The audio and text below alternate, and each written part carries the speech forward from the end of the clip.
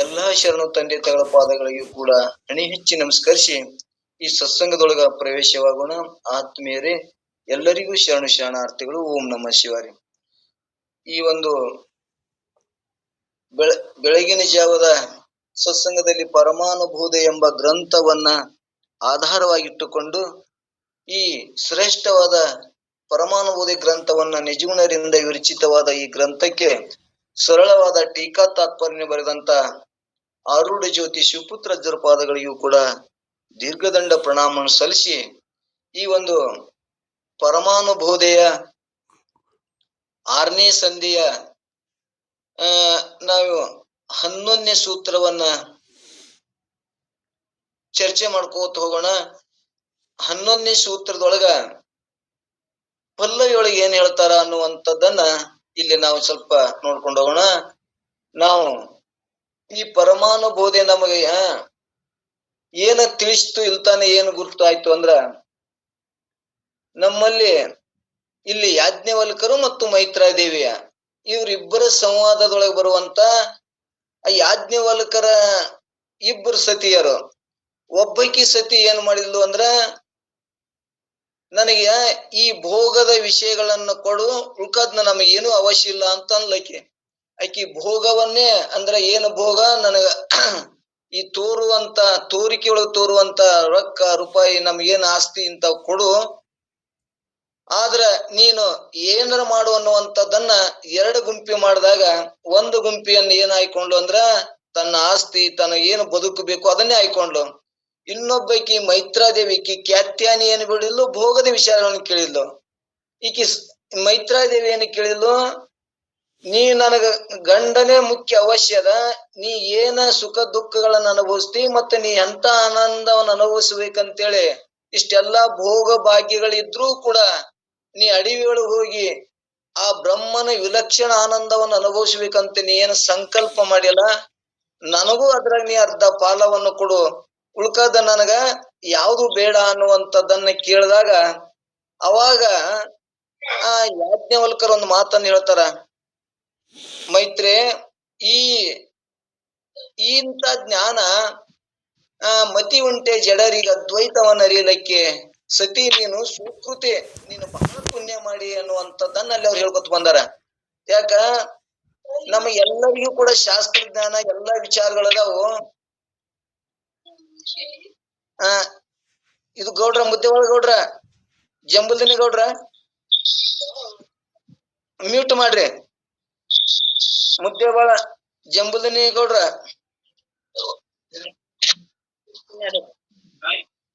ಚಾಲು ಮಾಡಿರ್ತೀನಿ. ಸ್ವಲ್ಪ ಈ ಕಡೆ ಲಕ್ಷನು ಕೊಡ್ರಿ, ಬರೀ ಚಲೋ ಮಾಡಿಟ್ಟಿದ್ರು ಅಲ್ರಿ ತಯಾರ ಜರ ಏನ ವಿಷಯ ಬರ್ತದ ಏನ್ ಹೇಳ್ತಾರ ಅನ್ನೋದು ಲಾಸ್ಟಿ ಬಂದದ. ಇದ್ರ ಸೂತ್ರ ತಿಳಿತು ಅಂದ್ರ ನಮಗ ನಾವ್ ಏನೇ ಪ್ರಪಂಚ ಮಾಡು ಯಾವುದೇ ಮಾಡು ಹಿಂಗಿರ್ಬೇಕು ಹಂಗಿರ್ಬೇಕು ಏನು ನೇಮಿಲ್ಲ. ಆ ಸೂತ್ರ ಜ್ಞಾನ ಆಯ್ತು ಅಂದ್ರ ನಮ್ಮ ಪ್ರಾರಬ್ಧ ಬರುವಂತ ಸುಖ ದುಃಖಗಳನ್ನ ಅನುಭವಿಸುವಂತ ಆ ಜೀವನ ಮುಕ್ತಿ ವಿಲಕ್ಷಣ ಆನಂದವನ್ನು ಅನುಭವಿಸುವಂತದ್ದು ಶಾಸ್ತ್ರ ಕೊನೆಗೆ. ಅದಕ್ಕೆ ಸ್ವಲ್ಪ ಮೀಟ್ ಮಾಡಿರಿ ಅಂತ ನಮ್ಗೆ ಈಗ ಗುರ್ತಾಗ್ತದ. ಮ್ಯೂಟ್ ಮಾಡ್ಯಾರ ಅಂದ್ರ ಮ್ಯೂಟ್ ಮಾಡಿದ್ರೆ ಏನೇ ಮಾಡಿದ್ರೆ ನಡೀತದಂತಲ್ಲ, ಒಂದ್ ಸ್ವಲ್ಪ ಲಕ್ಷ್ಯ ಕೊಟ್ರಿ ಅಂದ್ರ ಅದ್ರ ಸೂತ್ರ ತಿಳಿತು ಅಂದ್ರ ಆನಂದ ಆಗ್ತದ. ಅದ್ರ ಸೂತ್ರ ತಿಳಿಲಿಲ್ಲ ಅಂದ್ರ ಒಡ್ರ ಭಾಷೆ ಏನೋ ಮಾತಾಡ್ತಿರ್ತಾರ, ಆ ಸೂತ್ರ ತಿಳಿಲಿಕ್ಕ ನಮ್ ನಗುನು ಆಗಂಗಿಲ್ಲ, ಸಿಟ್ಟುನು ಬರುದಿಲ್ಲ. ನಮಗೊಂದ್ ಜರಾನೆ ಆ ಭಾಷೆ ತಿಳಿತು ಅಂದ್ರ ನಾ ಏನ್ ಹಾಕದಲ್ಲಿ ನಕ್ಕರ್ ನಗ್ತೀವಿ, ಬೇದಿರ್ತೀವಿ. ಇದ್ರ ಸೂತ್ರ ತಿಳಿಬೇಕು. ನಮ್ಮ ಪರಮಾನುಭೂತಿ ಸೂತ್ರ ಒಬ್ಬರು ಏನ್ ಹೇಳ್ಕೊತ ಬಂದಾರ, ಒಬ್ರು ಮನಿ ಬಿಟ್ಟು ಹೋಗ್ಬೇಕು, ಹಂಗೆ ಇರ್ಬೇಕು ಹಿಂಗೆ ಇರ್ಬೇಕು ಅಂತ ಹೇಳ್ಕೊತ ಬಂದಾರ. ಆದ್ರೆ ಇಲ್ಲಿ ನಮ್ ಪರಮಾನುಭೂತಿ ನೀ ಯಾರ ರಂಗದಾಗಿರು ಎಲ್ಲೇ ಇರು, ಈ ಮೂರನ್ನು ತಿಳಿದ್ರೆ ನಿನ್ನಲ್ಲಿ 6 ಹೆಚ್ಚಾಗ್ತಾವು. ಜಗತ್ತೇ ಮೂರರೊಳಗೆ ಕರ್ಮಿ ಭೋಗಿ ಒಳಗೆ ಇರ್ತಾರ. ಆದ್ರೆ ಇವ ಇನ್ನೊಂದು 3 ಹೆಚ್ಚು ಮಾಡ್ಕೊಂಡು ಬಾಲಕನಂತೆ ಹುಚ್ಚನಂತೆ ಮನ್ಮಥನಂತೆನೂ ಕೂಡ ಇಲ್ಲಿ ಪಿಶಾಚಿ ಅಂತ ಇರ್ತಾನೋ ಅನ್ನುವಂಥದ್ದನ್ನ ಇಲ್ಲಿ 3ಕ್ಕೆ 3 ಡಬಲ್ ಹೇಳ್ಕೊತಾವ ಅಂತಾರ.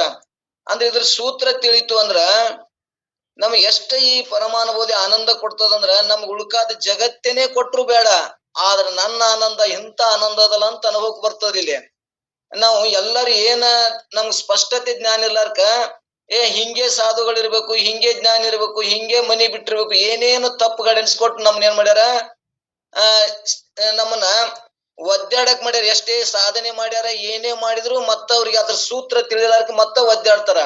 ಇದ್ರ ಸೂತ್ರ ತಿಳಿತು ಅಂದ್ರ ನೀವು ಏನೇ ಮಾಡಿದ್ರು ಕೂಡ ಈ ದೇಹಾದಿ ವ್ಯವಹಾರಗಳು ಮಿಥ್ಯದವು, ಆತ್ಮನ ವ್ಯವಹಾರ ಒಂದು ಸತ್ಯದವು. ಆತ್ಮ ನಾನ್ ಅದೇನೇನು ಅಂತ ಜ್ಞಾನ ನಮಗ್ ಗಟ್ಟಿ ಆಯ್ತು ಅಂದ್ರ, ಹೆಂಗ ಗಟ್ಟಿ ಆಯ್ತು ಅಂದ್ರ ಹಗ್ಗದೊಳಗಿರುವಂತ ಹಾವ ನಮ್ಗ ಏನಾಗ್ಯದ, ಅಧಿಷ್ಠಾನ ಮರ್ತು ನಮ್ಗ ಭ್ರಾಂತಿ ಒಳಗ ಭ್ರಮದೊಳಗ ನಮ್ಗ ಹಾವಾಗಿ ತೋರ್ಯದ.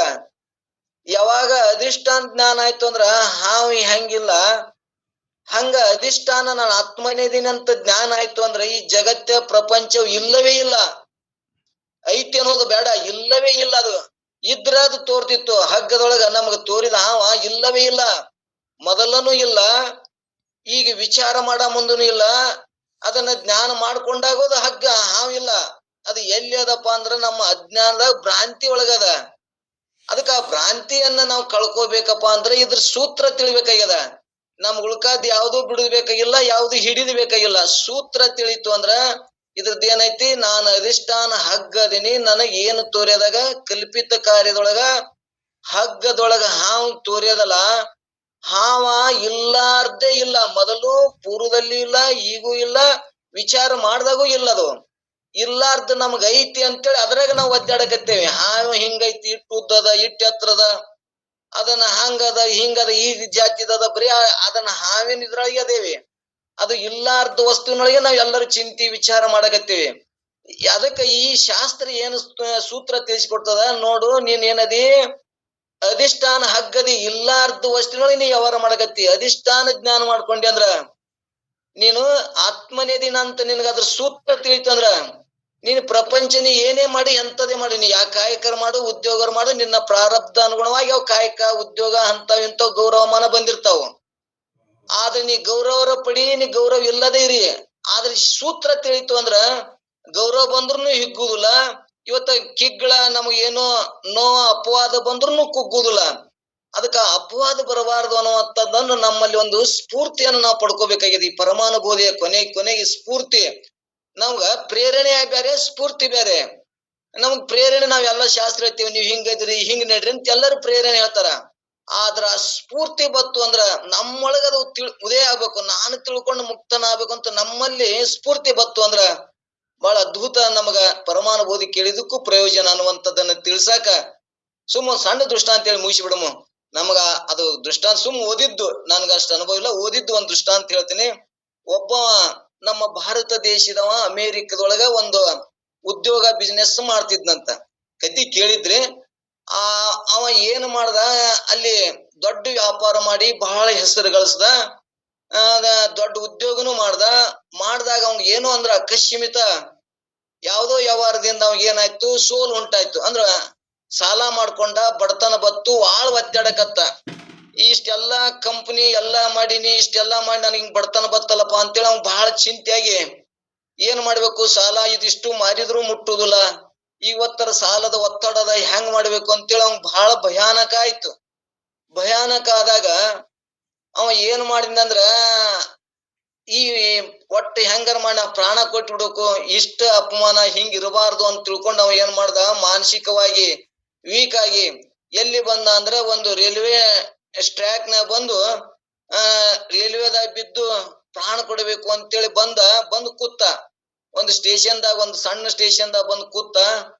ಆ ಸಣ್ಣ ಸ್ಟೇಷನ್ದಾಗ ಕೂತಾಗ ಏನ ಇಷ್ಟೊತ್ತಿಗೆ ಇಂಥ ಟ್ರೈನ್ ಬರ್ತದ, ಇಂಥದ್ರಾಗ ಹೋಗಿ ಪ್ರಾಣವನ್ನು ಕೊಟ್ರಾಯ್ತು ಅಂತೇಳಿ ಮಾಡ್ಕೊಂಡ. ಅವಾಗ ಕೂತಾಗ ಚಿಂತೆ ಮಾಡ್ಕೋತ ಕೂತಾಗ ಒಬ್ಬ ಮನುಷ್ಯ ಮುದುಕ ಬಂದ ಅವನ ಬಗಲಾಗ ಕೂತ. ಏನ ಯಾಕಪ್ಪ ಹಿಂಗ್ ಸುಮ್ ಕೂತಿಯಲ್ಲ, ಒಂದ್ ಒಳ್ಳೆ ಯುವಕದಿ ಉತ್ಸಾಹದಿ, ಯಾಕೋ ಒಂಥರ ನಿರಾಶೆ ಭಾವದಿಂದ ಕೂತಿಯಲ್ಲ ಅಂತ ಆ ಮುದುಕ್ ಕೇಳ್ದಾಗ ಇವ ಏನಂದ, ಹಿಂಗಾಯ್ತು, ನಾನು ಮಾಡೋದ್ರೊಳಗ ಪ್ರಪಂಚ ಮಾಡೋದ್ರೊಳಗ ಅನೇಕ ರೀತಿಯಿಂದ ಉದ್ಯೋಗ ಮಾಡಿ ಅನೇಕ ಶ್ರೀಮಂತನ ಆಗಿದ್ದೆ, ಎಲ್ಲ ಅನುಕೂಲ ಆಗಿತ್ತು.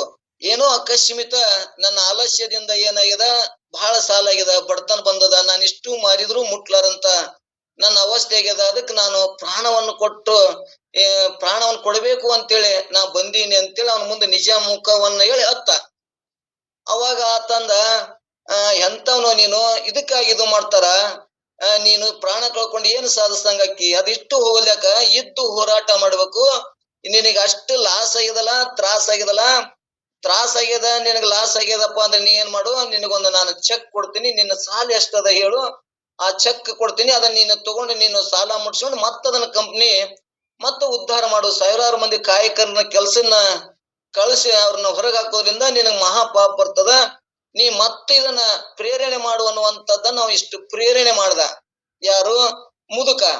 ಅವಾಗ ಈ ಫ್ಯಾಕ್ಟ್ರಿ ಮಾಲಕ ಓನರ್ ಏನಂದ, ಅದನ್ನ ಚೆಕ್ ಎಷ್ಟಿತ್ತು ಸಾಲ ಅಷ್ಟು ಚೆಕ್ಕವನ್ನು ಕೊಟ್ಟಾಗ ಇವನಲ್ಲಿ ಸ್ಫೂರ್ತಿ ಆಯ್ತು. ಎಂತ ಸ್ಫೂರ್ತಿ ಆಯ್ತು, ಹೌದಲ್ಲ ನಮ್ಗ್ ಹೋರಾಟ ಮಾಡಕ ತಿಳ್ಕೊಳಕ್ ಅವಕಾಶ ಇದಲ್ಲ ಅಂತ ತಿಳ್ಕೊಂಡು ಅವ ಏನ್ ಮಾಡ್ದ, ಅದನ್ನ ಮನುಷ್ಯನ ಮ್ಯಾಲ ತಗೊಂಡು ಈ ಭಗವಂತ ಬಂದ ನನಗೆ ಇಂತ ಚೆಕ್ ಕೊಟ್ಟಾನಂದ್ರ ನಾವು ಹೋರಾಟ ಮಾಡಿ ಆ ಚೆಕ್ಕವನ್ನು ಮುರಿಸಲಾರಿ ಅವ್ನ್ ಕೊಡಬೇಕು ಅಂತೇಳಿ ನಿರ್ಧಾರ ಮಾಡ್ದ. ಅವ ಮನಸ್ಸಲ್ಲಿ ಸ್ಫೂರ್ತಿ ಆಯ್ತು ಅಂದ್ರೆ ಗಟ್ಟಿ ಆದ.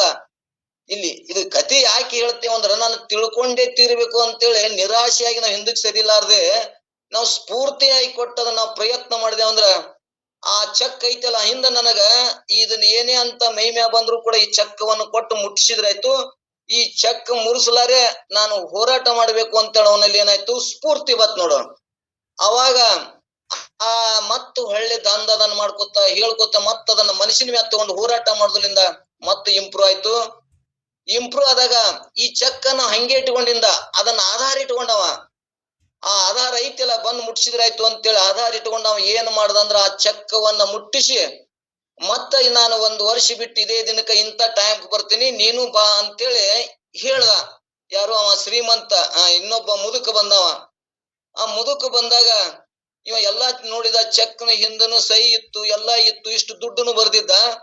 ಈ ದುಡ್ಡನ್ನ ಇವನ್ ಬಳಸಿ ಇವಾಗ ನಾನು ಇದು ಯಾಕಾಗಬೇಕು, ಈ ಭಗವಂತನ ರೀತಿಯಿಂದ ಬಂದು ಕೊಟ್ಟಾನಂದ್ರ ಅವಂಗ ಅದನ್ನೇ ಅವಂಗ ವಾಪಸ್ ಕೊಡ್ಬೇಕು ಅಂತ ಇವನ ಒಳಗೆ ಇದ್ದು ಸ್ಫೂರ್ತಿನಿಂದ ಹೋರಾಟ ಮಾಡ್ದ. ಮತ್ತೆ ಇಂಪ್ರೂವ್ ಆದ. ಮತ್ತ ಆ ಚೆಕ್ಕನ್ನ ಅವತ್ತೇ ಕೊಡ್ಬೇಕು ಅಂತ ಆ ಸ್ಟೇಷನ್ಕ್ ಬಂದಾಗ ಆ ಸ್ಟೇಷನ್ದಾಗ ಆ ಮುದುಕನು ಏನಾಗಿತ್ತಪ್ಪ ಅಂದ್ರ ಬರ್ಬೇಕು ಅಂತೇಳಿ ಓಡಿ ಬರಕತ್ತಿದ್ದ. ಓಡಿ ಬಂದಾಗ ಆ ಆ ಮುದುಕ ಏನಿದ್ನಂದ್ರ ಇಬ್ರು ದಾಯಾದಿಗಳಂದ್ರ ಇಬ್ರು ನರ್ಸರುಗಳು ಇವ ಹುಚ್ಚರ ಆಸ್ಪತ್ರೆಯಿಂದ ತಪ್ಪಿಸ್ಕೊಂಡು ಓಡಿ ಬಂದಾನ. ಅದಕ್ಕೆ ಇವನ್ ಬೆನ್ ಹತ್ತೇವಿ, ಇವ ಹುಚ್ಚದನ, ಇವನ್ ಏನ್ರ ನಿಮ್ಮ ಏನ್ರ ಚೆಕ್ ಪಕ್ಕ ಬರೀ ಚೆಕ್ ಕೊಟ್ಕೋತ ಅಡ್ಡಾಡ್ತಾನ, ಇವ ಏನ್ರ ಚೆಕ್ ಕೊಟ್ಟಿದ್ರ ಕ್ಷಮಾ ಇರ್ಲಿ ಅಂತೇಳಿ ಅವ್ರ ನರ್ಸರು ಇವ್ ಕೇಳಿದ್ರೆ ಇವಂಗ ಯಾರಿಗೆ, ಫ್ಯಾಕ್ಟ್ರಿ ಓನರ್ಗೆ, ಮಾಲಕ್ಗ. ಅವಾಗ ಕೇಳಿದಾಗ ಅವ ಅಂದ, ಏನಪ್ಪ ಇದು ಭಗವಂತ, ಇದು ಎಲ್ಲಾ ಇರೋದು ನನ್ನೊಳಗೆ ಅದಲ್ಲ, ನಾನು ನಿರಾಶೆ ಆಗಿದ್ದೆ, ನಾನು ಪ್ರಾಣ ಕೊಡಕ್ ತಯಾರಾಗಿದ್ದೆ, ನನ್ನಲ್ಲಿ ಸ್ಫೂರ್ತಿ ಬತ್ತಿದ್ದು ಐತಿ. ಐತಿ ಅಂದ್ರೇನು, ಭಗವಂತ ಅದಾನ ಅಂತೇಳಿ ಬರೀ ಇಟ್ಟುಕೊಂಡು ಅದು ಅದಾನೋ ಇಲ್ಲೋ, ಆ ಚೆಕ್ ನಡೀತದೋ ಇಲ್ಲೋ ಏನು ವಿಚಾರ ಮಾಡ್ಲಿಲ್ಲ. ಯಾವಾಗ ಇಂತ ಚೆಕ್ ಕೊಟ್ಟಾನ ಅಂದ್ರೆ ನಾನು ಮುಟ್ಟಿಸಬಹುದಲ್ಲ ಅಂತೇಳಿ ಯಾವಾಗ ಸ್ಫೂರ್ತಿಯನ್ನು ಹೊಂದದ, ಅವಾಗ ಏನಾಯ್ತು, ಆ ಚೆಕ್ ಮುರಿಸಲಾರಿ ಹೊಳ್ಳಿ ಕೊಡಾಕ ಬಂದಿದ್ದ. ಅದರಂತೆ ಇದೊಂದು ದೃಷ್ಟಾಂತ ಯಾಕೆ ನಾವ್ ಇಲ್ಲಿ ಹೇಳ್ಬೇಕಾಗ್ಯದಂದ್ರ, ನಮ್ಮಲ್ಲಿ ಪ್ರೇರಣೆ ನಾವು ಏಟ್ ಹೇಳಿದ್ರು ಆಗಲ್ಲ, ನಿಮ್ಮಲ್ಲಿ ಸ್ಫೂರ್ತಿ ಬಂದು ನಾನು ತಿಳ್ಕೊಂಡೇಬೇಕು. ಇಲ್ಲಿ ನಾವು ಬಿಡಾಕ ಹಂಗ ಏನ್ರ ಮಾಡಿದ್ರ ನಮ್ ತಲೆ ಒಳಗೆ ಯಾರ್ಯಾರು ಶಾಸ್ತ್ರ ಏನೇನ್ ಹೇಳಿ ತಪ್ಪ ಕೈ ಹಿಡನ್ಸ್ಕೊಟ್ಟಿರ್ತಾರ. ಇಲ್ಲಿ ನಮಗ ಜ್ಞಾನ, ಆ ಹಗ್ಗದ ಜ್ಞಾನ ಹೋಗಿ ಅಧಿಷ್ಠಾನ ಹಗ್ಗದ ಜ್ಞಾನ ಆಯ್ತಂದ್ರ ಈ ತೋರುವಂತ ಜಗತ್ತ ಕಲ್ಪಿತದೊಳಗ ತೋರ್ತಾವ, ನನ್ನೊಳಗ ಅಧಿಷ್ಠಾನದೊಳಗ ಏನೂ ಇಲ್ಲ. ಈ ಅಜ್ಞಾನಕ್ಕ, ಈ ಪ್ರಪಂಚಕ್ಕ ಕಲ್ಪಿತ ಕಾರ್ಯದೊಳಗ, ನನ್ನ ಅಧಿಷ್ಠಾನದೊಳಗ, ನನ್ನ ಪ್ರತಿಬಿಂಬದೊಳಗ ಕಲ್ಪಿತ ಕಾರ್ಯದೊಳಗ ಇವ್ ತೋರ್ಯಾವು.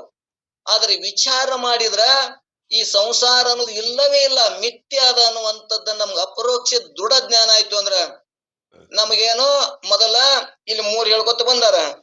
ಯಾವ 3ಪ್ಪ ಅಂದ್ರ ಕರ್ಮಿ ಅಂತ ಹೇಳ್ಕೊತ ಬಂದ್ರು ಮೊದಲ, ಮತ್ತ ಭೋಗಿ ಮತ್ತು ಮೂಢ. ಇವೆಲ್ಲರಲ್ಲಿ ಇರ್ತಾವ. ಕರ್ಮನು ಮಾಡ್ತಿರ್ತೇವೆ ಮತ್ತು ಭೋಗ ಮಾಡ್ತೇವೆ. ನಾವು ಕರ್ಮ ಮಾಡಿದ್ದನ್ನು ಭೋಗ ಮಾಡೋರು ಮೂಢರು. ಇವು ಸಾಮಾನ್ಯ ಎಲ್ಲರಲ್ಲಿ ಇರ್ತಾವ 3 ಅವಸ್ಥೆಗಳು. ಈ ಇನ್ನೊಂದು ಜ್ಞಾನ ಆಯ್ತು ಅಂದ್ರ ನಮ್ಮಲ್ಲಿ ಸರ್ವಾತ್ಮಕ ಬುದ್ಧಿ ಜ್ಞಾನ ಆಯ್ತು ಅಂದ್ರ ಅವಾಗ ಏನಾಗ್ತದ, ನಮ್ಮಲ್ಲಿ ಇನ್ನೊಂದು 3 ಹೆಚ್ಚಾಗ್ತಾವ. ನಾವು ಅವ್ರಂಗೆ ಕರ್ಮವನ್ನು ಮಾಡು, ಭೋಗವನ್ನು ಮಾಡು, ಮೂಢನಾಗಿರು, ಒಳಗ ನಿನಗೆ ಏನು ನಿಶ್ಚಯ ಆಗ್ಯದ, ನಾನು ಆತ್ಮ ಸ್ವರೂಪನೇ ಇದೀನಿ ಅಂತಂದಾಗ ಆ ಪ್ರಾರಬ್ಧ ಪ್ರಕಾರ ನೀನು ಬಾಲಕನಾಗ್ತಿ. ಇನ್ನೊಂದು ಅವಸ್ಥೆ ಬರ್ತದ, ಬಾಲಕನಂತೆ ಆನಂದವಾಗಿ ಈ ಲೋಕದೊಳಗ ಬಾಲಕರು ಎಷ್ಟು ಆನಂದವಾಗಿ ಕಾಲ ಕಳೀತಾರ. ಅವ್ರಿಗೆ ಯಾವುದು ಜಗತ್ತೆ ಮುಣುಗ್ತದ ಚಿಂತಿಲ್ಲ, ನಾಳೆ ಇರ್ತದಂದು ಚಿಂತೆ ಯಾವುದಿಲ್ಲ. ಆನಂದವಾಗಿ ಅವ್ರು ಕುಣಿದು ಆಟ ಆಡ್ತಾರಲ್ಲ, ಹಂಗ ಬಾಲಕನಂತೆನೂ ಕೂಡ ಇರ್ತಾನ ಯಾರು, ಇನ್ನೊಂದು ಈ ಪರಮಾನುಭೂತಿ ಸೂತ್ರ ತಿಳಿದವ ಎಷ್ಟ ಆನಂದ ಇರ್ತಾನ, ಬಾಲಕನಂತೇನು ಇರ್ತಾನ.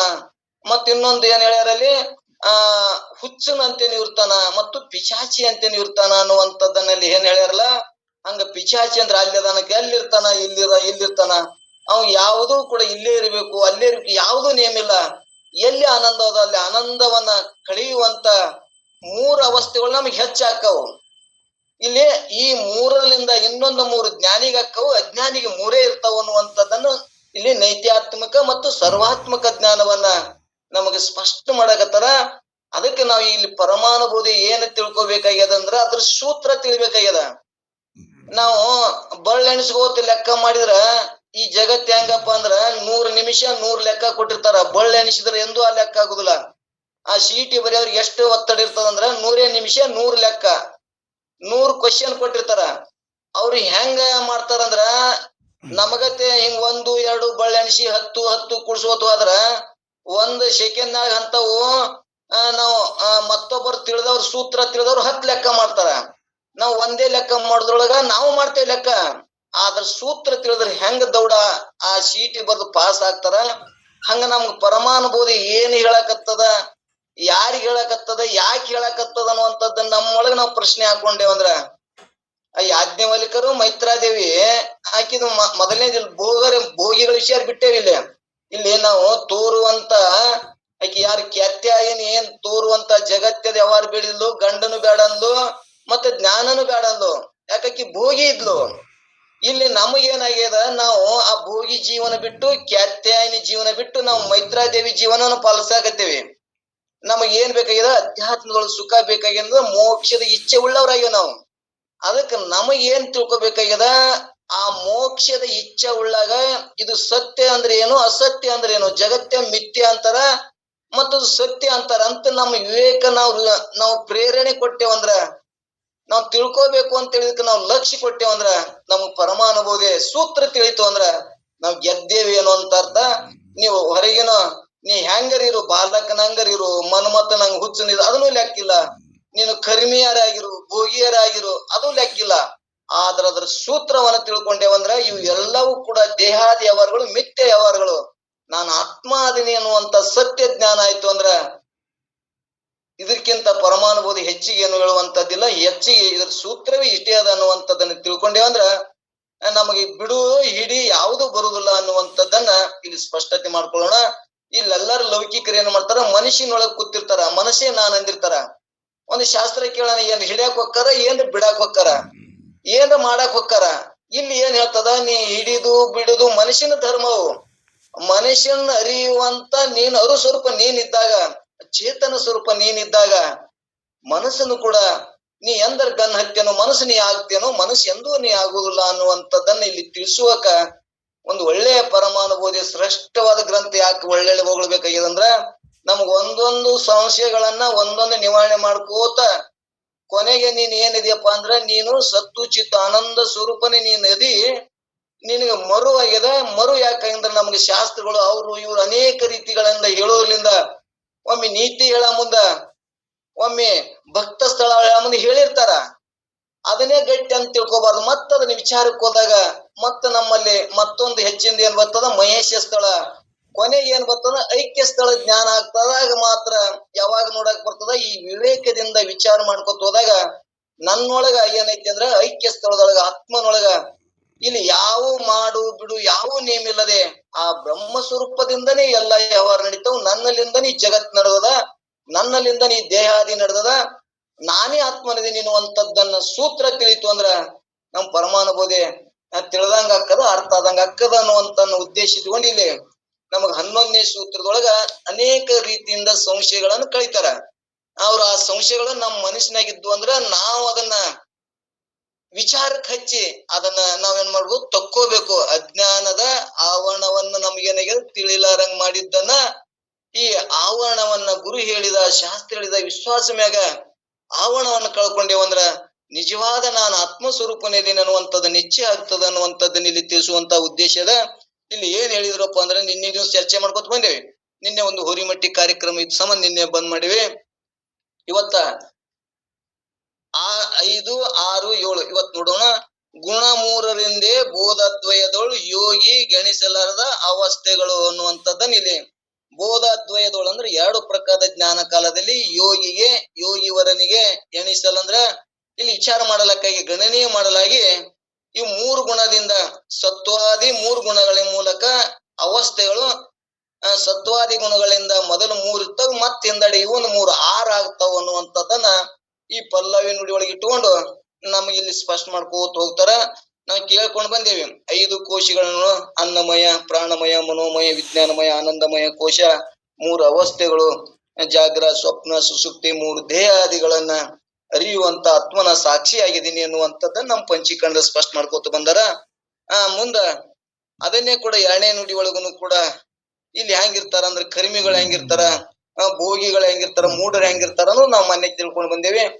ಒಬ್ಬರು ಮಾಡಿದ್ದು ಒಬ್ಬರಿಗೆ ಆಗಿ ಬರುದಿಲ್ಲ, ಕರಿಮಿಗಳು ಮಾಡಿದ್ದು ಮತ್ತು ಭೋಗಿಗೆ ಏನು ಬರಂಗಿಲ್ಲ, ಮೂಢನಿಗೆ ಇವು 6 ಏನು ಬರ್ತಾವಲ್ಲ ನಮ್ದು ಬಾಲಕ ಮತ್ತು ಹುಚ್ಚನಂತೆ ಮತ್ತು ಪಿಚಾಚಿ ಅಂತ ಹೇಳ್ಕೊತ ಬಂದಾರಲ್ಲ, ಹಿಂಗ್ ಮೂಢನಂತೆ ಅಂತ ಹೇಳ್ಕೊತ ಬಂದಾರ. ಇವು 6 ಅವಂಗ ಅಲ್ಲಿ ಅವಂಗ ಅವು ಬೇಕಾಗುಲ್ಲ ಅನ್ನುವಂಥದ್ದನ್ನು ಕೂಡ ನಾವು ತಿಳ್ಕೊಂಡು ಬಂದೇವಿ. ಈಗ ನಮಗ್ ಏನ ಇದ್ರ ತಿಳಿತು ಅಂದ್ರ ಎಣ್ಣೆಯಳೆ ಅಂದ್ರ 3ನೇ ನುಡಿಯೊಳಗೆ ನಿನ್ನೆ ಕೇಳ್ಕೊಂಡೇಳಿ ಏನೋ ಸ್ವಲ್ಪ ರಿಪೀಟ್ ಮಾಡಮ್ಮ. ಎಣ್ಣೆಯಳೆ ಕರ್ಮಿ ಸಂಭೋಗಿ ಮೂಢಾತ್ಮಕ ನೆನೆಸುವ ಅವಸ್ಥಾತ್ರಯಗಳು ಜನಿಪುವ ಯೋಗಿಗೆ ಸಲೆ ಸರ್ವಾತ್ಮಕದಿಂದ ಮನಗುಣವಾಗಿ ಗುಣಗಳು ಅನ್ನುವಂಥದ್ದನ್ನ ಇಲ್ಲಿ ತೋರಿ ಇಲ್ಲಿ ಈ 3ನೇ ನುಡಿಯೊಳಗೆ ಏನ್ ಹೇಳ್ಕೊತ ಬಂದ್ರ ಈ ಮೈತ್ರಿ ಕರ್ಮ ಮಾಡುವನೆಂದು, ಸಂಭೋಗ ವಿಷಯ ಸುಖವನ್ನು ಉಣ್ಣವನೆಂದು, ಮೂಢಾತ್ಮಕನೆಂದು ಏನನ್ನು ತಿಳಿಯದವನು, ಇವು ಮೂರನ್ನು ಕೂಡ ನಾವು ಕೇಳಿ ಇದರ ಸಾರಾಂಶವನ್ನ ಸಮುದ್ರದಲ್ಲಿ ತೋರಿದ ತರಂಗಾದಿಗಳು ಎಲ್ಲವೂ ಜಲರೂಪಗಳಾಗಿರುವಂತೆ ಇಲ್ಲಿ ಜಲ ರೂಪದೊಳಗ ಅಂದ್ರೆ ಸಮುದ್ರ ಒಳಗ ಏನೋ ನೆರೆ ತೊರೆಗಳು ಬಂದ್ರು ಕೂಡ ಹೆಂಗ ನಮ್ಗೆ ಸಮುದ್ರನೇ ಆಗ್ಯದಂತೆ ನಮ್ಗೆಲ್ಲರಿಗೆ ಅಪರೋಕ್ಷ ಜ್ಞಾನದ ಹಂಗಿಲ್ಲಿ ಎಲ್ಲವೂ ಕೂಡ ಬ್ರಹ್ಮಮಯವಾದ ಜಗತ್ತು. ನಾನು ಬ್ರಹ್ಮ ಸ್ವರೂಪನೇ ಇದೀನಿ, ಈ ಬ್ರಹ್ಮನ ಬಿಟ್ಟು ಅನ್ಯ ವಸ್ತುವೇ ಇಲ್ಲ. ಹೆಂಗ ನೀರು ಬಿಟ್ರ ಗುರುಳಿ ತೆರಿಗೆ ಹೆಂಗ ಅವಕಾಶ ಇಲ್ಲ, ಎಲ್ಲವೂ ನೀರೇ ಆಕಾರ ಆಗ್ಯದ. ಈ ಜಗತ್ತೆಲ್ಲವೂ ಕೂಡ ನಾನು ಕೂಡ ಬ್ರಹ್ಮ ಸ್ವರೂಪನೇ ಇದೀನಿ ಅನ್ನುವಂಥದ್ದನ್ನ ಹಿಂಗ ತಿಳ್ಕೊಂಡ್ರ ಮತ್ 3 ಗುಣಗಳು ಹೆಚ್ಚಾಕ್ಕವು ಅನ್ನುವಂಥದ್ದನ್ನ ಇಲ್ಲಿ ತಿಳ್ಕೊತ ಬಂದಾರ. ಇಲ್ಲಿ ನಾಮರೂಪಾತ್ಮಕ ಜಗತ್ತು ಹೆಂಗಾಗ್ಯದ, ಬ್ರಹ್ಮ ಸ್ವರೂಪವೆಂದು ಕಾಣುವುದು ಸರ್ವಾತ್ಮಕೋಪದೇಶವೆಂದು ಹೇಳಲ್ಪಡೋದು. ಈ ಜ್ಞಾನ ಯೋಗಿಗೆ ಸತ್ಯ ರಜ ತಮಗಳ 3 ಗುಣಗಳ ಮೂಲಕ ಕ್ರಮವಾಗಿ ಒಳ್ಳೆ ಕರ್ಮಗಳನ್ನು ಮಾಡುವುದರಿಂದ ಕರ್ಮಿ ಎಂದು, ಈ ಭೋಗಗಳನ್ನು ಭೋಗಿಸುವುದರಿಂದ ಭೋಗಿ ಎಂದು, ಏನೊಂದು ಅರಿಯದರಿಂದ ಇವ ಮೂಢನೆಂದು ಅನ್ನುವಂಥದ್ದನ್ನ 3 ಗುಣಗಳನ್ನು ನಾವು ಇಟ್ಕೊಂಡವ್ರು ಮುಂದ ಇವು ಇಂಥ ಜ್ಞಾನದಿಂದ ಇಂಥ ತಿಳಿಯುವುದ್ರಲಿಂದ ಈ ಸೂತ್ರವನ್ನ ತಿಳಿಯುವುದರಿಂದ ನಮ್ಗೆ ಏನೇನಾಗಿತ್ತು, ಇವು 3 ಅಂತ ಒಪ್ಕೊಂಡಿದ್ದೇವೆ. ಇನ್ನ ಒಂದು 3 ಈ ಸತ್ಸಂಗದಿಂದ ನಮ್ಗೆ ತಿಳಿತದ ಅನ್ನುವಂಥದ್ದನ್ನ ಇವು 3 ಕೂಡ ಸಾಮಾನ್ಯ ಎಲ್ಲರಿಗೆ ಅದಾವು, ಜೀವರಾಶಿಗಳಿಗೆ ಎಲ್ಲರಿಗೆ ಅದಾವು. ಇದು ಮೂಢರ ವ್ಯವಹಾರದ. ಇನ್ನೊಂದ್ ಸ್ವಲ್ಪ ವಿವೇಕದಿಂದ ವಿಚಾರ ಮಾಡಿದಾಗ, ನನ್ನ ಸ್ವರೂಪ ಜ್ಞಾನ ಮಾಡ್ಕೊಂಡಾಗ ಇನ್ನೊಂದು 3 ಇಲ್ಲಿ ನಮ್ಮಲ್ಲಿ ತಾನೇ ಸ್ಫೂರ್ತಿ ಆಗ್ತದ, ಉತ್ಪನ್ನ ಆಗ್ತದ ಅನ್ನುವಂಥದ್ದನ್ನ ಹೇಳ್ತಾರೆ. ಇಲ್ಲಿ ಗುಣತ್ರಯ ಮೂಲಕ ಯೋಗಿ ಕರ್ಮಗಳೊಡನೆ ಅರಿವರಂತೆ ನಡೆಸುವನು ಅನ್ನುವಂಥದ್ದನ್ನ ಮತ್ತೆ ಈ ನುಡಿಯೊಳಗೆ ಹೇಳ್ಕೊತ ಹೋಗ್ತಾರ.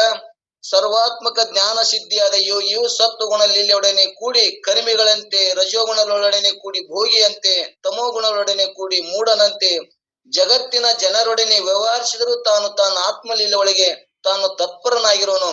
ಅಂದರೆ ಹೊರಗೆ ಜಗತ್ತಿನ ಜನರಿಗೆ ಅವರಂತೆ ಕಂಡರೂ ತಾನು ಅಂತರದಲ್ಲಿ ಮಾತ್ರ ಆತ್ಮ ಸ್ವರೂಪದಿಂದ ಅತ್ಯಂತ ಪರಿಶುದ್ಧನಾಗಿ, ನಾನು ಆತ್ಮ ಹೆಂಗದೀನಿ, ಅತ್ಯಂತ ಪರಿಶುದ್ಧವಾಗಿದ್ದೀನಿ, ಸುಖ ಸ್ವರೂಪನಿದ್ದೀನಿ ಮತ್ತು ಸ್ವಯಂ ಪ್ರಕಾಶ ನಾನೇ ಇದೀನಿ ಅಂತ ಈ ಜ್ಞಾನವಾದಾಗ ಇನ್ನೊಂದು 3 ಹುಡ್ತಾವು. ಇನ್ನೊಂದು 3 ಇವು ಅಲ್ಲಗಳದು. ಇನ್ನೊಂದು 3 ಅವ ಯಾವ್ಯಾವ ಕ್ರಿಯೆ ಮಾಡಿದ್ರು ಕೂಡ ಅವು ಕೂಡ ಅವ್ ಯಾವ ಲೇಪನ ಆಗುದಿಲ್ಲ. ಇವು ಕೂಡ ಹೆಂಗ ನಮ್ಮ ಆತ್ಮನ ವಿಚಾರ ಮಾಡಿದಾಗ ಈಗ ಒಂದು ಶ್ರೀಮಂತ ದೃಷ್ಟಾಂತ ಕೊಟ್ಟಾಗ ಅವ್ ಏನ ಮಾಡಿದ್ರು ಕೂಡ ಆ ಒಳಗೆ ಸ್ಫೂರ್ತಿ ಆದಾಗ ಮಾತ್ರ ಅವು ಎಲ್ಲವನ್ನು ಅಲ್ಲಗಳದು ಮತ್ತೊಂದು ತಯಾರು ಮಾಡ್ಕೊಂಡು ಅವನ್ನ ಮುಟ್ಟಿಸ್ತಾನ. ಮತ್ತವ ಆ ವ್ಯವಹಾರದಿಂದ ಬಂದ ಅವ್ನಿಗೆ ಚೆಕ್ ಕೊಡಕ್ ಬಂದಾಗ ಅವ್ ಏನಾಗ್ತದ, ಅದು ಏನ್ ಐತೋ ಇಲ್ಲೋ ಗೊತ್ತಿಲ್ಲ, ಆದ್ರೆ ನಮ್ಗೆ ಸ್ಫೂರ್ತಿ ಏನು ಕೊಡ್ತಲ್ಲ, ನಾವ್ ತಿಳ್ಕೊಳ್ಬೇಕು ಅನ್ನುವಂತ ನಮ್ಮಲ್ಲಿ ಉತ್ಸಾಹ ಅದಲ್ಲ, ಆ 3ರಿಂದ ಇವು 3 ಕೂಡ ನಮಗ ವೃದ್ಧಿ ಆಗ್ತದ, ಜ್ಞಾನ ಆಗ್ತದ ಅನ್ನುವಂಥದ್ದನ್ನ ಹಿಂಗ್ ಒಂದು ದೃಷ್ಟಾಂತ ಮುಖಾಂತರ ತಿಳ್ಕೊತ ಹೋಗುದು.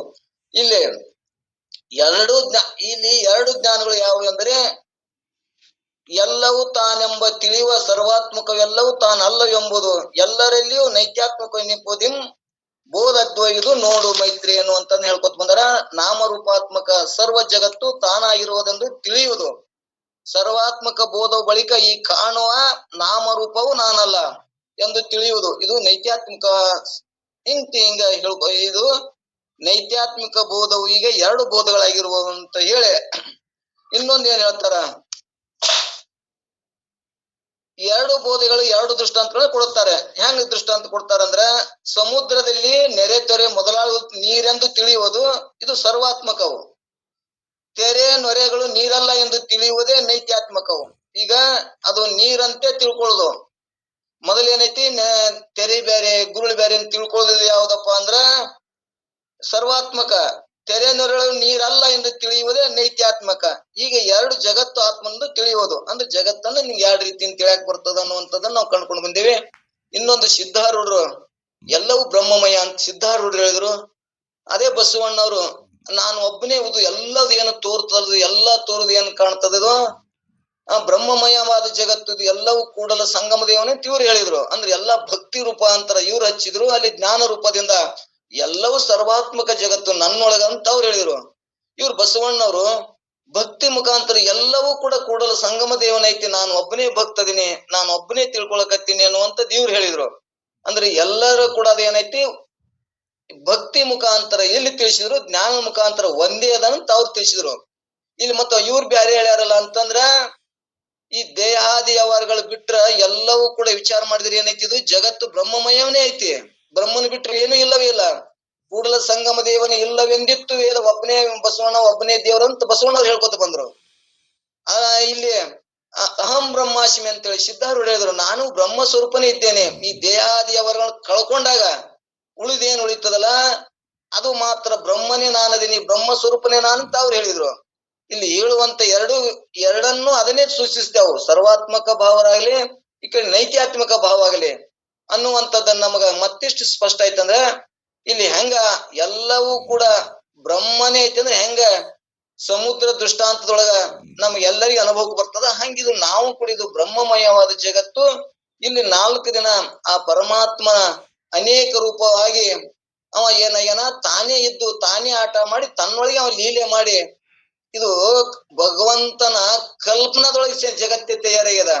ಕಲ್ಪನಾದೊಳಗೆ ತಾನು 2 ದಿವಸ ಆಟ ಆಡಿ ನಾನು 2 ದಿವಸ ಇದ್ದು ನಾವು ಎಲ್ಲಿ ಹೋಗ್ತೇವೆ ಅಂದ್ರೆ ಆ ಬ್ರಹ್ಮಮಯದಲ್ಲೇ ಲಯ ಆಗ್ತೀವಿ ಅನ್ನುವಂಥದ್ದು. ನಾನು ಬ್ರಹ್ಮನೇ ಇದ್ದೀನಿ, ಇದು ಏನನ್ನ ಅನೇಕ ರೂಪ ಆಗಬೇಕಂತೇಳಿ ಭಗವಂತ ಒಬ್ಬನೇ ಇದ್ದ, ಅವ ಏನೋ ಬಹುರೂಪ ಆಗಬೇಕು ಅಂತೇಳಿ ಏನ್ ಮಾಡ್ದ, ಸೃಷ್ಟಿಯನ್ನ ಕಲ್ಪನಾದೊಳಗೆ ತಯಾರು ಮಾಡ್ಯಾನ. ಕಲ್ಪನಾದೊಳಗೆ ತಯಾರು ಮಾಡಿ ತಾನದ್ರ ಪ್ರವೇಶ ಮಾಡಿ ನಾವೆಲ್ಲರೂ ಕೂಡ ಇಲ್ಲಿ ವ್ಯವಹಾರ ಸತ್ಯ ಅಂತ ನಾವು ಮಾಡಕತ್ತೇವೆ. ಆದ್ರ ಆ ಸೃಷ್ಟಿ ಕ್ರಮವನ್ನು ವಿಚಾರ ಮಾಡಿದ್ರೆ ನಾನು ಬ್ರಹ್ಮ ಸ್ವರೂಪನಿದ್ದೀನಿ, ಬ್ರಹ್ಮನ ಬಿಟ್ರ ಇಲ್ಲಿ ಜಗತ್ತೆ ಅನ್ನೋದು ಇಲ್ಲವೇ ಇಲ್ಲ, ಸುಳ್ಳೇ ಅದ ಅನ್ನುವಂಥದ್ದನ್ನ ನನ್ನ ಕಲ್ಪಿತದೊಳಗೆ ಈ ಜಗತ್ತೆ ತೋರ್ತದ ಅನ್ನುವಂಥದ್ದನ್ನ ನಮ್ಗ ಅಪರೋಕ್ಷ ಜ್ಞಾನ ಆಯ್ತು ಅಂದ್ರ ನಮ್ ಪರಮಾನುಭೂತಿ ನಮ್ಮ ಅನುಭವಕ್ಕೆ ಬಂದದ ಅನ್ನುವಂಥದ್ದನ್ನ ನಾವು ಇಲ್ಲಿ ನಿಶ್ಚಯ ಮಾಡೋಣ. ಒಟ್ಟಾರೆ ಇದು ಹೆಂಗದಪ್ಪ ಅಂದ್ರ, ಒಟ್ಟಾರೆ ನಾವು ವಿವೇಕನ್ನ ಜಾಗೃತ ಮಾಡಲು ತಾನನು ನಮ್ಮಲ್ಲಿ ಅದನ್ನ ತಿಳ್ಕೊಬೇಕನ್ನುವಂಥದ್ದು ಸ್ಫೂರ್ತಿ ಆಗುತ್ತಾನನು. ನಾವ್ ಎಷ್ಟೇ ಹಿಂಗೈತೆ ಅಂತ ನಾವು ಪ್ರೇರಣೆ ಕೊಟ್ಟರು ಕೂಡ ಕೆಲಸ ಆಗುದಿಲ್ಲ. ನಮಗ್ ಸ್ಫೂರ್ತಿ ಆದಾಗ ಹೆಂಗವ ಎಷ್ಟೇ ಸಾಲಿದ್ರು ಕೂಡ ಅದನ್ನ ಹೆಂಗ ತಗೊಂಡು ಮುಟ್ಟಿಸಿ ಮತ್ತು ಹೊಳ್ಳಿ ಚೆಕ್ ಕೊಡಾಕ್ ಬಂದ, ಹಂಗಿದು ನಮ್ಗ ಪ್ರೇರಣೆ ಸ್ಫೂರ್ತಿ ಆಯ್ತು ಅಂದ್ರ ಇದನ್ನ ಜ್ಞಾನವನ್ನ ಮಾಡ್ಕೊಂಡು ಮತ್ತೊಬ್ರಿಗೆ ಅವ್ರ ಚೆಕ್ ಅವ್ರು ಕೊಡಾಕ್ ಬರ್ತದ ಅನ್ನುವಂಥದ್ದನ್ನ, ನಾವು ಜ್ಞಾನವನ್ನ ಮತ್ತೊಬ್ರಿಗೆ ಹಂಚಾಕ್ ಬರ್ತದ ಅನ್ನುವಂಥದ್ದನ್ನ ಇಲ್ಲಿ ಹೇಳುವಂತ ತಾತ್ಪರ್ಯ ಅದ ಅನ್ನುವಂಥದ್ದನ್ನ ಇಲ್ಲಿ ಇಷ್ಟು ಗಟ್ಟಿ ಮಾಡ್ಕೊಳ್ಳೋಣ. ಇನ್ನು ಮುಂದ ಇಲ್ಲಿ ಏನ್ ಹೇಳ್ತಾರಂದ್ರ, 2 ಪ್ರಕಾರ ಬೋಧದಿಂದ ವೈಕಾರಿಕ ಮೌನಿಗಳೆಂದು 2 ವಿಧವಾಗಿ ಹೇಳ್ಕೊತ ಹೋಗ್ತಾರ. ತರುಣೆ, ಇಲ್ಲಿ ಒಂದು ಲಕ್ಷಣ ಹೇಳ್ತಾರ, ತರುಣೆ ಕೇಳಲೆ ವೈಕಾರಿಣಿ ಮೌನಿಗಳೆಂದು ಪರೀಕ್ಷಿಸಲ ಅಬೋಧ ಅದ್ವಯದೋಳ್ 2 ತೆರದೊಳು ವರ್ತಿಪರು ಯೋಗಿವರನೆ ಈ ಉಂಟೆಂದು ನೀನರಿ ಪೇಳುವೆ. ನೀನ್ ಹಿಂಗ್ ತಿಳ್ಕೊ, ಈ ಸ್ವರೂಪ ಹಿಂಗೈತಿ ಅಂತ ತಿಳ್ಕೊ, ನಾ ಹೇಳ್ತೀನಿ ಮೈತ್ರಿ ಅನ್ನುವಂಥದ್ದು ನೀನ್ ನುಡಿ ಒಳಗೆ ಹೇಳ್ಕೊತ ಹೊಂಟಾರ.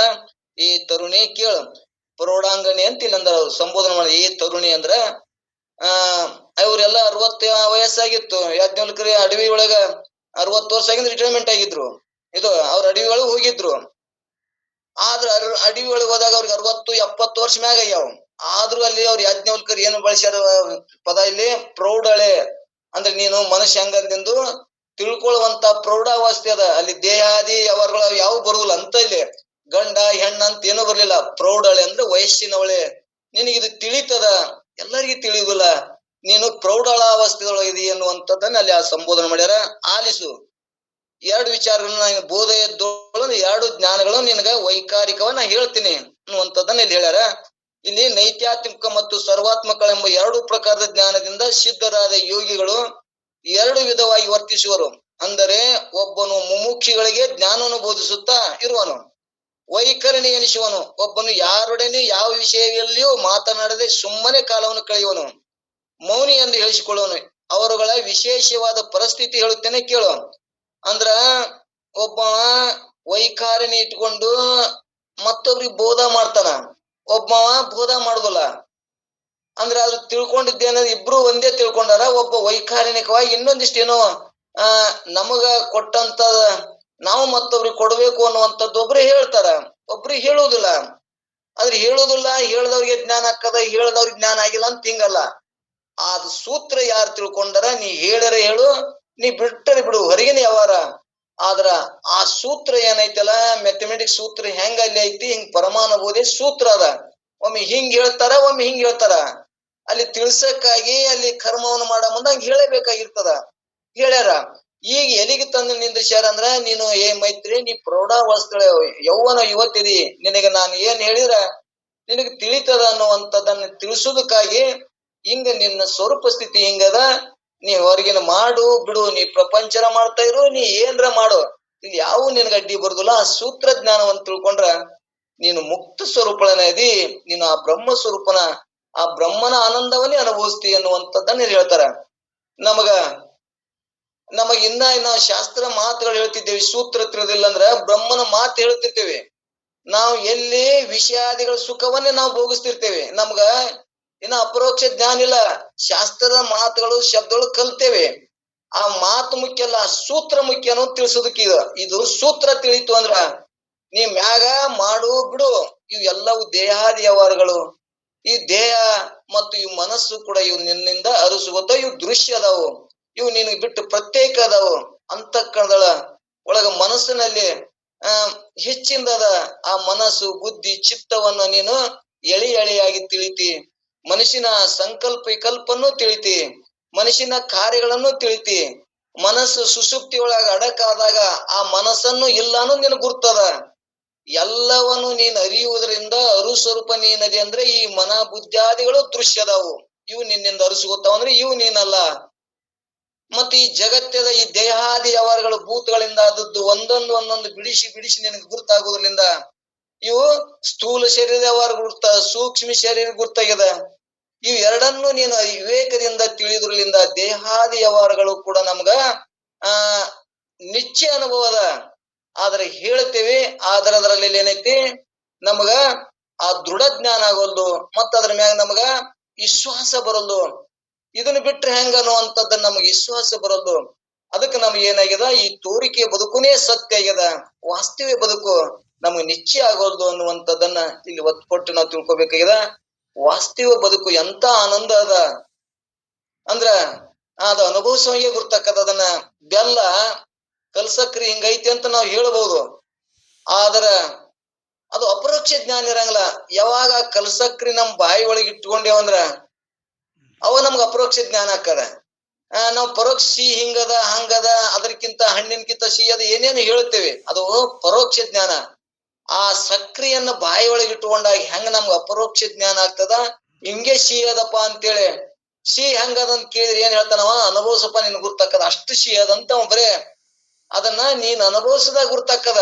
ಹಂಗ ಈ ಪರಮಾನುಭೂತಿಯ ಸೂತ್ರವನ್ನ ತಿಳ್ಕೊಂಡು ನಾನು ಆತ್ಮನೇ ಇದೀನಿ ಅನ್ನುವಂತ ಜ್ಞಾನದಾಗ ಈ ಅನುಭವಿಸುವ ಸುಖ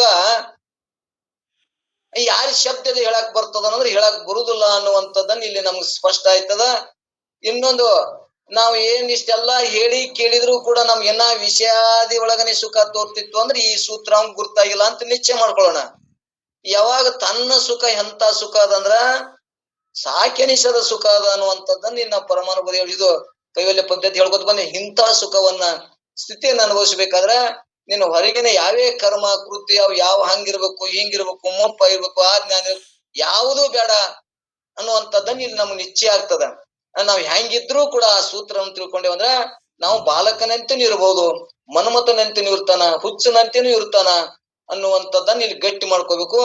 ಮತ್ತು ಬಾಲಕನಂತಿದ್ದು ಕರ್ಮವನ್ನು ಮಾಡ್ತಾನ, ಭೋಗಿಗಳಂತೆ ಭೋಗವನ್ನು ಮಾಡ್ತಾನ ಜ್ಞಾನಿ. ಭೋಗ ಬಿಡುವಂತೆನೂ ಹೇಳಿಲ್ಲ ಸೂತ್ರ. ನೀನು ಭೋಗಿ ಅಂತೆ ಇದು ಸುಳ್ಳ ಅಂತ ಅವ್ನು ನಿಶ್ಚಯ ಆಗಿರ್ತದ.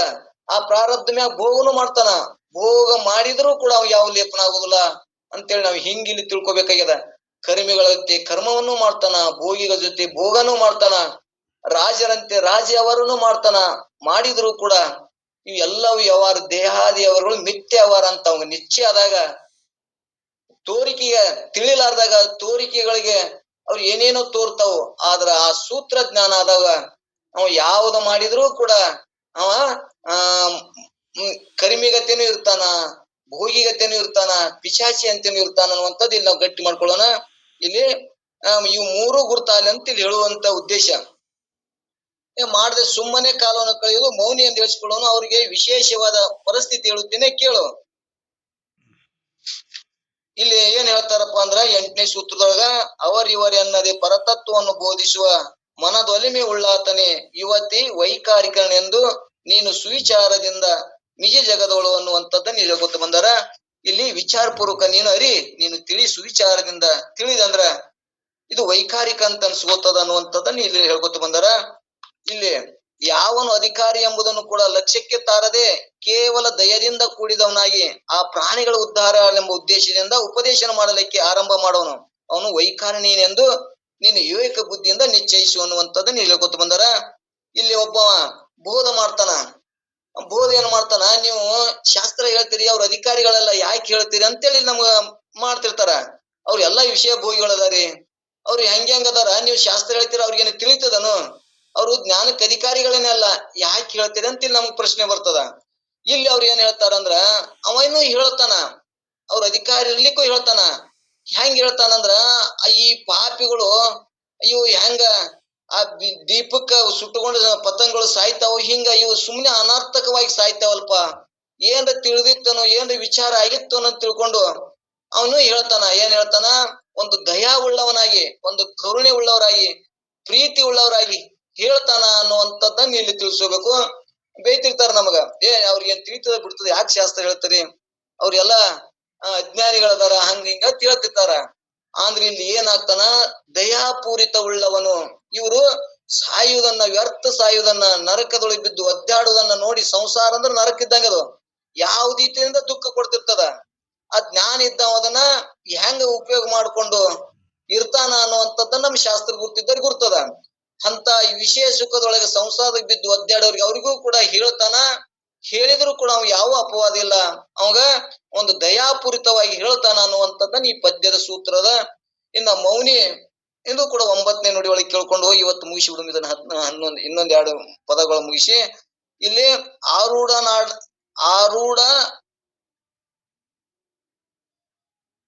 ಇಲ್ಲಿ ಮೌನಿ ಲಕ್ಷಣ ಹೇಳ್ತಾನೆ. ಆರೂಢನಾದಡೆ ಹೋರದೆ ತತ್ವ ವಿಚಾರವನ್ನು ಒಮ್ಮೆಯೂ ನುಡಿಯದೆ ಸಾರ ಸುಖದೊಳಪಿದ್ದು ಮೌನಿಯುವುದೆಂದು ನಿಜ ನೇತ್ರೆ ನೀನರಿಯುವುದು.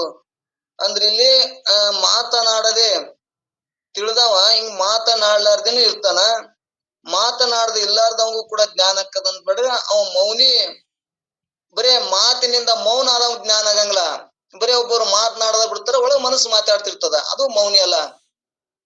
ಮಾತನ್ನು ಬಿಟ್ಟು ಇಲ್ಲ, ಮಾತನ್ನು ಮಾತಾಡ್ತಾನ, ಆದ್ರ ಒಳಗೆ ಏನದನವ, ಆ ಒಳ್ಳೆ ಮಾತನಾಡುವುದರಿಂದ ತಿಳಿಯುವುದರಿಂದ ಅವ ಮೌನಿ ಅದನ. ಮಾತಾಡಿದ್ರೆ ಮಾತಾಡ್ಲಿಕ್ಕೆ ಜ್ಞಾನ ಆಕ್ಕದ ಅನ್ನೋದು ಸುಳ್ಳು. ಮಾತನಾಡಿದ್ರು ಕೂಡ ಆ ಒಳಗೆ ತಿಳ್ಕೊಂಡವ ಜ್ಞಾನಿ ಇದ್ದವ ಅವನು ಮೌನಿ ಆಗಿರ್ತಾನ ಅನ್ನುವಂಥದ್ದನ್ನ ಇಲ್ಲಿ ನಮಗ್ ತಿಳಿಸೋಕಾಗಿ ಇದನ್ನ ಹೇಳ್ಕೊತ ಬಂದಾರ. ವಾದಿಸಿದ ವಿಚಾರ ತತ್ವ ವಿಚಾರನು ತಾತ್ವಿಕ ವಿಚಾರನ್ನು ಒಂದು ಸಾರಿ ಆದರೂ ನುಡಿಯದೆ ಮಾತನಾಡದೆ ಅಂದ್ರೆ ಶ್ರೇಷ್ಠ ಸುಖದಲ್ಲಿ ಇರ್ಪನು. ಅಂದ್ರೆ ಮೌನಿ ಇದ್ದವನು ಕೂಡ ಈ ಶ್ರೇಷ್ಠ ಸುಖವನ್ನ ಅನುಭವಿಸ್ತಾನ. ಮಾತನಾಡಿದ್ರೆ ಮಾತನಾಡ್ಲಿಕ್ಕೇನು, ಅದ್ರ ಸೂತ್ರ ತಿಳ್ಕೊಂಡವ ಆ ಆನಂದವನ್ನ ಅವನು ಅನುಭವಿಸ್ತಾನ, ಮಾತನಾಡ್ಲಿಕ್ಕೂ ಅವನು ಅನುಭವಿಸ್ತಾನ ಅನ್ನುವಂಥದ್ದನ್ನ ಇಲ್ಲಿ ತಿಳ್ಕೊಬೇಕಾಗ್ಯದ. ಮಾತನಾಡ್ತಾನ, ಅದ್ರ ಸೂತ್ರ ಗುರ್ತಿಲ್ಲ, ನಾನು ಆತ್ಮನೆಂತ ಅವಂಗ ಅಪರೋಕ್ಷ ಜ್ಞಾನ ಇಲ್ಲ. ಅವ ಆ ಸುಖವನ್ನು ಅನುಭವಿಸುವುದಿಲ್ಲ ಅನ್ನುವಂಥದ್ದನ್ನ ಇಲ್ಲಿ ಈ ನುಡಿ ಒಳಗೆ ಹೇಳ್ಕೊತ ಹೊಂಟಾರ. ಅಂದ್ರೆ ಇಲ್ಲಿ ಮತ್ತೊಬ್ಬನಿಗೆ ಜಗತ್ತ ಕಾಣಿಸದರಿಂದ ಅಧಿಕಾರಿ ಆಗಲಿ ಅನಾಧಿಕಾರಿ ಆಗಲಿ ಯಾರು ಬಂದರೂ ಅವರಿಗೆ ಏನೊಂದು ತತ್ವೋಪದೇಶವನ್ನು ಮಾಡುವುದಿಲ್ಲ, ಅಥವಾ ಯಾರಾದರೂ ವಿಚಾರ ಮಾಡ್ಲಿಕ್ಕೆ ಆರಂಭ ಮಾಡಿದರೆ ಅವರೊಡನೆ ಹೋರಾಡುವುದಿಲ್ಲ, ಲೌಕಿಕ ವಿಷಯನಾಗಿ ಏನು ಮಾತನಾಡುವುದಿಲ್ಲ.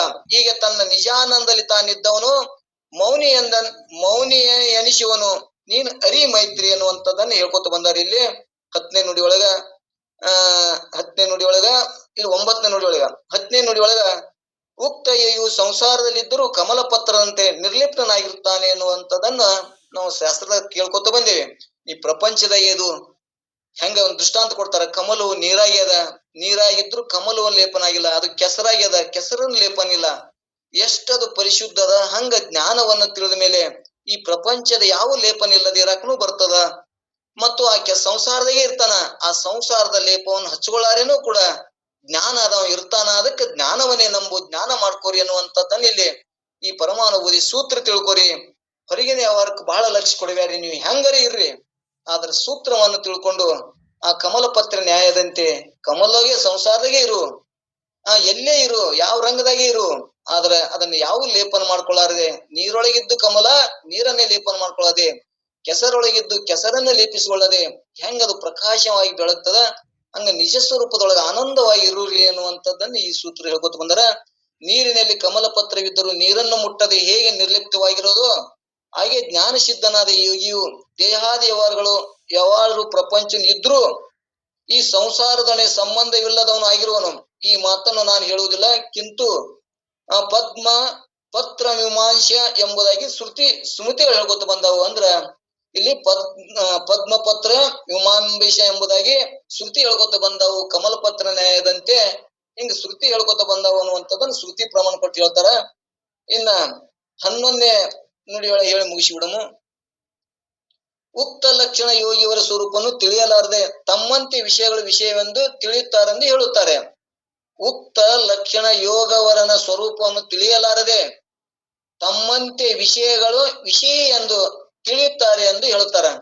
ಇಲ್ಲಿ ಏನ್ ಹೇಳ್ತಾರ 11ನೇ ನುಡಿ ಒಳಗ, ಮರು ಓರ್ವನು ಅಂದ್ರೆ ಒಬ್ಬ ಹುಚ್ಚನು, ಮರು ಓರ್ವನು ಅಂದ್ರೆ ಇಲ್ಲಿ ಒಬ್ಬ ಹುಚ್ಚನು ತಾನೇ ತಿರುಗಿ ಲೋಕವನ್ನು ಅರಿದು ತಿರುಗುದಂತೆ ಭಾವಿಸುವಂತೆ ಧರೆಯ ಜನರು ತಮ್ಮ ಪರಿಯೋಳ್ ವಿಷಯ ಎಂಬುವರು ಯೋಗಿವರನ ನಾನರಿಯದೆ. ಅಂದ್ರೆ ಇಲ್ಲಿ ಏನ್ ಹೇಳ್ಕೊತ ಬಂದ್ರಪ್ಪ ಅಂದ್ರ,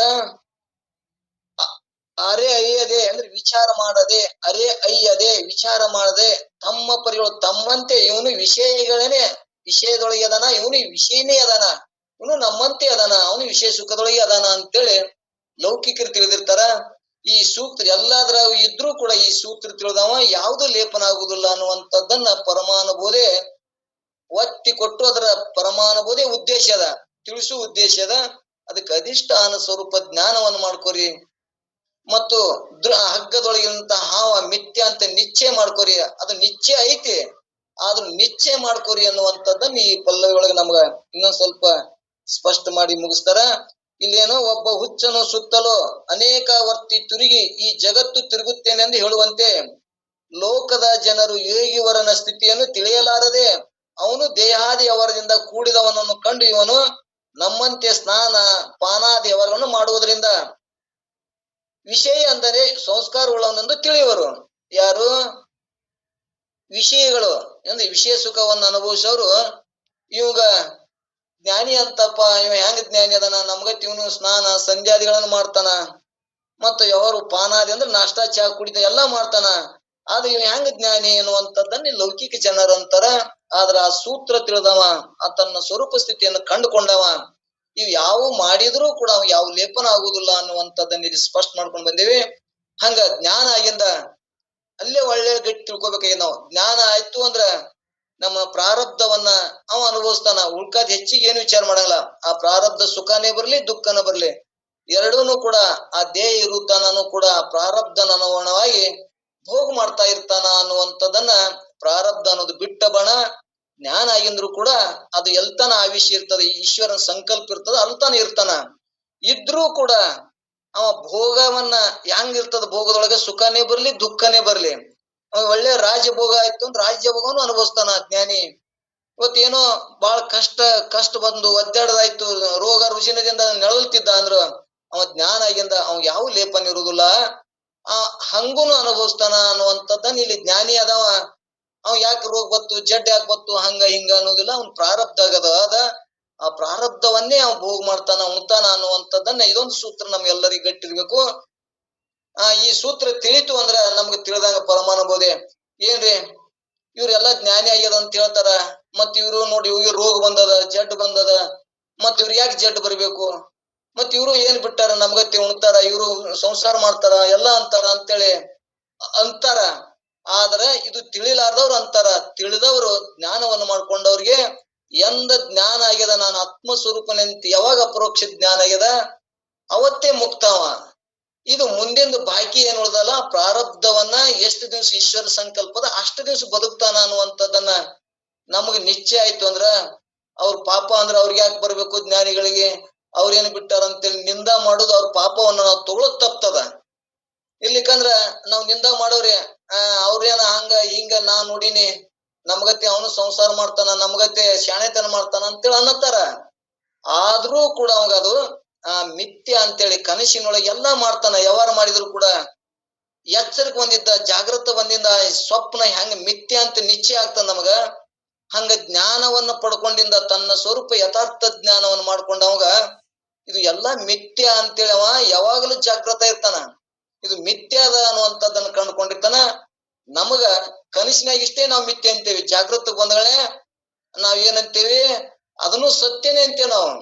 ನಮ್ಗೆ ಏನಾಗಿದೆ, ನನ್ ಕನಸು ಬಿದ್ದಿತ್ತು, ನಾ ಹಂಗ ಹೋಗಿದ್ದೆ, ನನಗ್ ಹಂಗಾಯ್ತು, ನನ್ ಗುರುಗಳು ಹೊಲತ್ರು, ಏನೇನೋ ಹೇಳ್ತಾನೆ ಇವ. ಇದು ಏನ್ ಹೇಳ್ತಾನ ಇವ, ಸುಳ್ಳು ಮನುಷ್ಯ, ಅಜ್ಞಾನಿ ಮನುಷ್ಯ ಅಂತ ತಿಳ್ಕೊಬೇಕು. ಇದು ಕನಸು ಹೆಂಗ ನನ್ನೊಳಗ್ ತೋರಿದ್ರು ಕೂಡ ಸುಳ್ಳದ, ಹಂಗಿ ಪ್ರಪಂಚ, ಈ ಶರೀರ, ಇದು ಎಲ್ಲವೂ ಕೂಡ ನಮಗ್ ಜ್ಞಾನ ಆಗಿಂದ ಇದು ಸುಳ್ಳೇ ಅದ ಅನ್ನುವಂಥದ್ದನ್ನ ನಿಶ್ಚಯ ಆಗ್ತದ ಅನ್ನುವಂಥದ್ದನ್ನ ಇದನ್ನ ತಿಳ್ಸಾಕ ಪರಮಾನುಭೂತಿ 11 ನುಡಿ ಮುಖಾಂತರ ನಮ್ಮ ಎಲ್ಲಾ ಸಂಶಯಗಳನ್ನ ಸಹಜವಾಗಿ ಬಿಡ್ತಾವ. ಇದ್ರಾಗ ನಮ್ಗ್ ಸರಿಯಾಗಿ ಕೇಳ್ಕೊಂಡ್ ಬಂದೇವಂದ್ರ, ಮತ್ತ ಮೊಬೈಲ್ ಹಚ್ಚಿ ನಾವ್ ಎಲ್ಲರೂ ಹೋಗಿ ಮುಗಿ ಟೈಮ್ಕ ಮತ್ತ ಇದ್ರ ಟೈಮ್ಕ ಬಂದ್ರ ಅದ್ರ ಸೂತ್ರ ತಿಳಿಯುದಿಲ್ಲ ಅನ್ನುವಂಥದ್ದನ್ನ ತಮ್ಮಲ್ಲಿ ಕೊನೆಗೆ ಬಂದದ. ಅದಕ್ಕ ತಮ್ಮಲ್ಲಿ ಇದು ತಿಳಿಲಿ ಅನ್ನುವಂತ ಉದ್ದೇಶ ಇಟ್ಕೊಂಡು ಏನೋ ಶಬ್ದ ಬಳಸಿದ್ರು ಕೂಡ ಇದ್ರ ಏನೋ ತಪ್ಪಿಲ್ಲ, ಕ್ಷಮ ಮಾಡ್ತೀರಿ ಅಂತೇಳಿ ನಾ ತಿಳ್ಕೊಂಡಿರ್ತೀನಿ. ಇಲ್ಲಿ ಸ್ನಾನ ಪಾನಾದಿಯವರನ್ನು ಮಾಡುವುದರಿಂದ ವಿಷಯ ಅಂದರೆ ಸಂಸಾರ ಉಳ್ಳವನೆಂದು ತಿಳಿಯುವರು. ಅಚಲವಾದ ಜಗತ್ತಿನಲ್ಲಿ ತನ್ನ ನೇತ್ರ ಚಲನ ರೂಪ ಧರ್ಮವನ್ನು ಆರೋಪ ಮಾಡಿ ಜಗತ್ತು ತಿರುಗುತ್ತದೆಂದು ಹೇಳಿದಂತೆ ನಿರ್ವಿಷಯ ಅಸಂಗನು ನಿರ್ಲೇಪಕನೂ ಆಗಿರುವ ಯೋಗಿಯು ಸ್ವರೂಪವನಲ್ಲಿ ಆರೋಪ ಮಾಡಿ ಸಂಸಾರಿ ಎಂದು ಕರೆಯುವರು. ಇದು ಅವರಗಳ ಬುದ್ಧಿಯ ದೋಷ, ಮತ್ತೊಬ್ರು ಮಾತಾಡೋರ ಬುದ್ಧಿ ದೋಷ. ಆತ ಜ್ಞಾನಿ ಆದವ, ಅವು ಯಾವ ಅವನಲ್ಲಿ ಇರುವುದಿಲ್ಲ ಅನ್ನುವಂಥದ್ದನ್ನ, ಸಂಸಾರಿ ಸುಳ್ಳ ಅನ್ನುವಂಥದ್ದನ್ನ, ಸ್ವಪ್ನ ಹೆಂಗ ಸುಳ್ಳದ, ಈ ಸಂಸಾರಿ ಸುಳ್ಳ ಯಾವ್ದು ಮಾಡಿದ್ರು ಕೂಡ ಸ್ವಪ್ನದೊಳಗೆ ಮಾಡದಂತ ಅಲ್ಲಿ ವಿಷಯಗಳೆಲ್ಲ ಇಂದ್ರಿಯಗಳೆಲ್ಲ ಏನೂ ಇಲ್ಲ. ಆದ್ರೂ ಆ ಸಂಕಲ್ಪದೊಳಗೆ ಹೆಂಗ ಸ್ವಪ್ನ ಕನಸು ಬಿದ್ದಿರ್ತದ ಮನಸ್ಸಿನ ಸಂಕಲ್ಪದೊಳಗ, ಹಂಗ ಈ ಜಗತ್ತನು ಕೂಡ ನಮ್ಮ ಸಂಕಲ್ಪದೊಳಗ ಅದ ಅನ್ನುವಂಥದ್ದನ್ನ ನಮ್ಗೆ ಇಷ್ಟ ಸ್ಪಷ್ಟತೆ ಆಗ್ತದ. ಅದಕ್ಕ ಇದನ್ನ ಇದ್ರಾಗ ನಮ್ಗೆ ಸಂಶಯ ನಮಗಂತೂ ಸ್ಪಷ್ಟತೆ ಅನಿಸ್ತದ.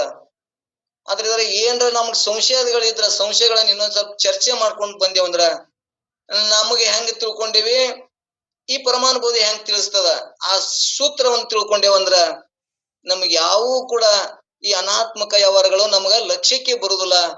ಆತ್ಮನ ವಿಚಾರವನ್ನೇ ಅವ ಅನುಭವಿಸ್ತಾನ, ಆತ್ಮ ವಿಚಾರಿಯಾಗಿ ಮಾತಾಡ್ತಾನ, ಆತ್ಮವನ್ನೇ ಅನುಭವಿಸ್ತಾನ. ಈ ಪ್ರಾರಬ್ಧ ಮ್ಯಾಗ ಶರೀರ ಅನುಗುಣವಾಗಿ ಸಂಸಾರ ಮಾಡ್ತಾನ ಅನ್ನುವಂಥದ್ದನ್ನ ಇಷ್ಟು ಸ್ಪಷ್ಟತೆ ನಮಗ ಆಗ್ತದ ಅನ್ನುವಂಥದ್ದನ್ನ ಈ ಪರಮಾನುಭೂತಿ ಸೂತ್ರವನ್ನು ತಿಳಿಸಿ ಇವತ್ತಿನ ಸತ್ಸಂಗ ಮುಕ್ತಾಯ ಮಾಡೋಣ. ಏನಾದ್ರೂ ಇದರ ಸಂಶಯ ಇದ್ರ ಎಲ್ಲರೂ ಚರ್ಚೆ ಮಾಡೋಣ. ಇನ್ನ ಮತ್ತು ನಮ್ಮ ಸಮಯ ಆಗಿದ್ದೂ ಕೂಡ ಇದರ ಚರ್ಚೆ ಮಾಡಿಕೊಂಡು ಸಂಶಯ ನಿವಾರಣೆ ಮಾಡ್ಕೊಳ್ಳೋಣ ಅನ್ನುವಂಥದ್ದನ್ನ ತಿಳಿಸಿ, ಏನೋ ಇಲ್ಲಿ ತನ ಮಾತನಾಡ್ಲಕ್ ತಾವೆಲ್ಲರೂ ಅವಕಾಶ ಕೊಟ್ಟದಕ್ಕಾಗಿ ಮತ್ತು ಹೇಳುದ್ರಾಗ ಹೆಚ್ಚು ಕಮ್ಮಿ ಆದ್ರೂ ಕೂಡ ತಾವು ನಮ್ಮನ್ನು ಕ್ಷಮಿಸ್ತೀರಿ ಅಂತ ಉದ್ದೇಶ ಇಟ್ಟುಕೊಂಡು ಒಂದೆರಡು ಮಾತುಗಳನ್ನ ಆ ಸಿದ್ಧಾಡು ಪಾದ ಕಲ್ಪಿಸಿ ಮುಕ್ತಾಯ ಮಾಡ್ಕೊಂಡ್ರಿ. ಎಲ್ಲರಿಗೂ ಕೂಡ ಶರಣಾರ್ಥಿಗಳು. ಓಂ ನಮಃ ಶಿವಾಯ.